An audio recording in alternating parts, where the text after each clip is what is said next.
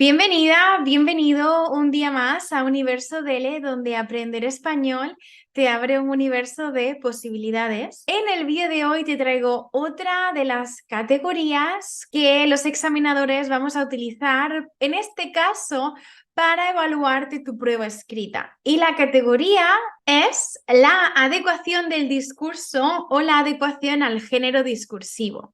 Soraya, ¿esto qué es? Como ya te he dicho, la adecuación del discurso no tiene nada que ver con la parte oral, sino con la parte escrita. Va a ser una de las categorías de la escala analítica, es decir, cada una de las tareas que hagas va a evaluar esta parte, este aspecto. Va a ser una parte esencial, muy importante, ahora lo vas a ver, de que tu tarea escrita esté hecha en un nivel apto o no apto. Por lo tanto, ¿qué es eso de la adecuación del género discursivo? Que no lo entiendo.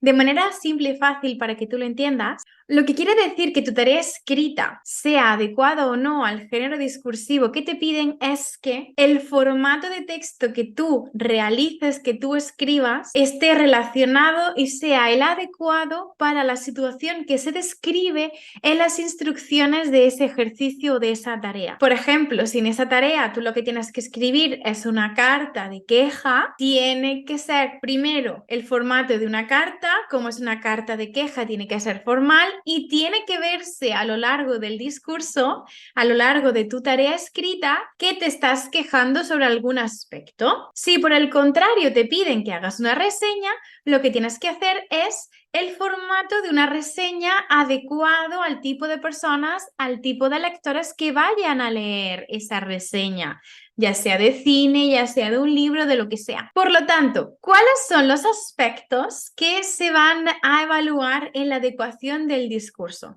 Son principalmente 6 aspectos que son comunes a todos los niveles. El primero, tener en cuenta al destinatario. Si tú tienes que escribir un correo electrónico a tu amigo, cada frase, cada parte de esa tarea, de ese correo electrónico, debe estar adecuado al correo que se escribiría a tu amigo. Si por el contrario vas a crear un artículo de un blog, tienes que tener en cuenta que el lector de esa tarea serán los lectores o la audiencia de un blog, pues no lo sé, un blog literario, ¿no?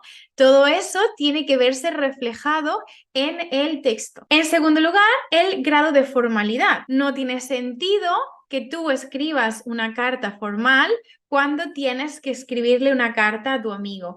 O tampoco que estés escribiendo un informe y que el grado de formalidad sea muy bajo, porque los informes o los artículos de opinión en un periódico requieren ese grado de formalidad. El tercer aspecto importante que tienes que tener en cuenta es la estructura de tu tarea escrita. Cada tipo de texto tiene una serie de características, entonces tienes que asegurarte de que incluyas esos ingredientes. Por ejemplo, si vas a hacer un comentario de un gráfico, necesitas introducir el título de ese comentario gráfico, hacer una introducción, luego incluir 2 párrafos en el que desarrolles las ideas y los argumentos y luego hagas una conclusión. 4. El tipo de palabras que utilices también es muy importante. Esto está relacionado tanto con la coherencia como con el alcance, que va a ser otros aspectos importantes que debes tener en cuenta.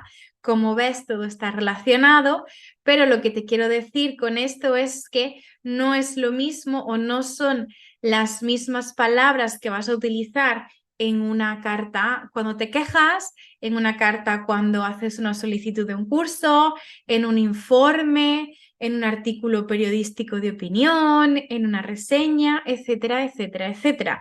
Hay ciertas palabras que tienes que utilizar y deben estar presentes, porque son características de ese tipo de texto que tú estás escribiendo. Otro aspecto muy importante que todo el mundo olvida es el desarrollo de las ideas. También va a estar relacionado con otras categorías, pero es muy importante que desarrolles las ideas de manera sólida, que sean argumentos fuertes, que tengan sentido, que sean claros y que sean relevantes con el tema o la situación que te están poniendo y que sean relevantes para la audiencia, para los lectores en este caso. Por ejemplo, esto suele ser muy común en el comentario gráfico, que algunos candidatos lo que hacéis, o lo que hacen, tú no, es que hacen una lista de estadísticas sin desarrollar la idea y entonces eso no es un comentario gráfico, eso es una enumeración de los datos que tú estás viendo, pero no estás argumentando,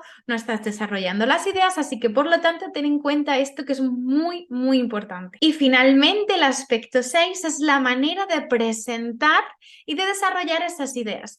Tú no vas a hablar o vas a desarrollar las ideas de por ejemplo, de un correo electrónico a una carta de queja, una carta al director o un informe, un artículo periodístico, no desarrollas las ideas de la misma manera.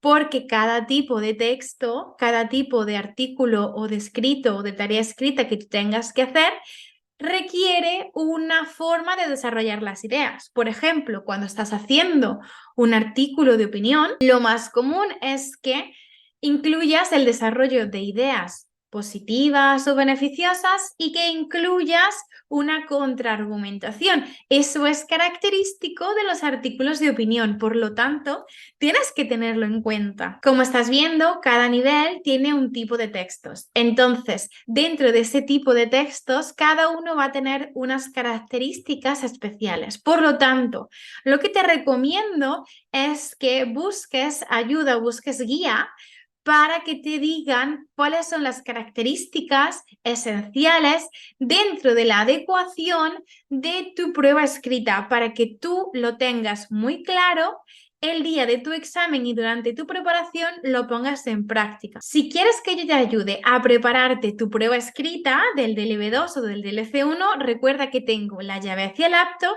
que es una formación intensiva de 7 semanas, donde te ayudo, entre otras cosas, a ver la adecuación de tu tarea de los tipos de textos que tú tienes. Si quieres que te explique todo cómo es el curso, resérvame abajo en el enlace que te dejo, donde te explico qué características tienes el curso y qué es lo que vamos a hacer juntos. Sin más, me despido aquí, nos vemos en el siguiente vídeo. ¡Adiós!